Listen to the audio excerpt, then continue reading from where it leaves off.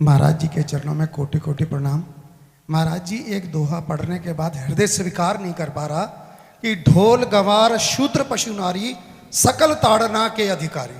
जी, इसमें गोस्वामी जी ने बहुत सूक्ष्मता से वर्णन किया। बोल में ताड़न का तात्पर्य है उसको पीटना, लेकिन वो शास्त्रीय संगीत के आधार पर उसको ताल देना।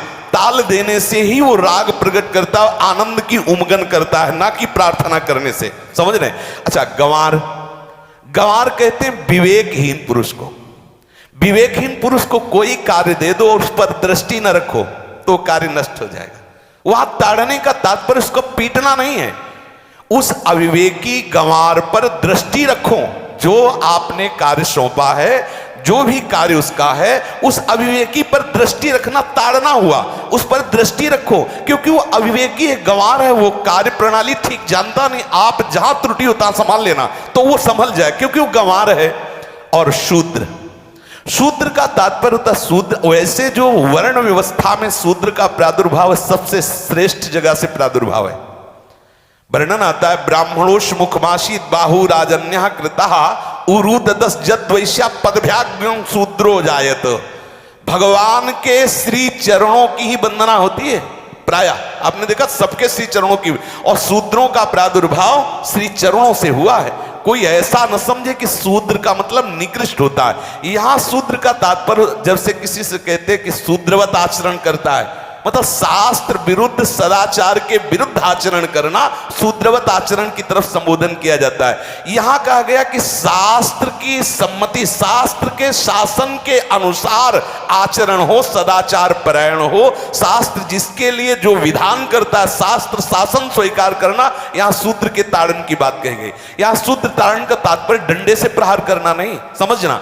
और जो चौथा कहा गया नारी, अगर स्त्री को हम ये कहें कि ताड़न से ही वो केवल काबू में रहती है, तो राष्ट्र में अपने प्रसिद्ध लक्ष्मीबाई जैसी कोई सामर्थ्यशाली वीरांगना, कोई वीरों सामने बड़े बड़े वीरों के दांत खट्टे कर दे, ऐसी बहादुर सिंहनी हुई, अंग्रेजों के दांत खट्टे कर दिए। अगर कोई समझे कि नारी केवल ताड़ने के लिए है तो उसकी मूर्खता है।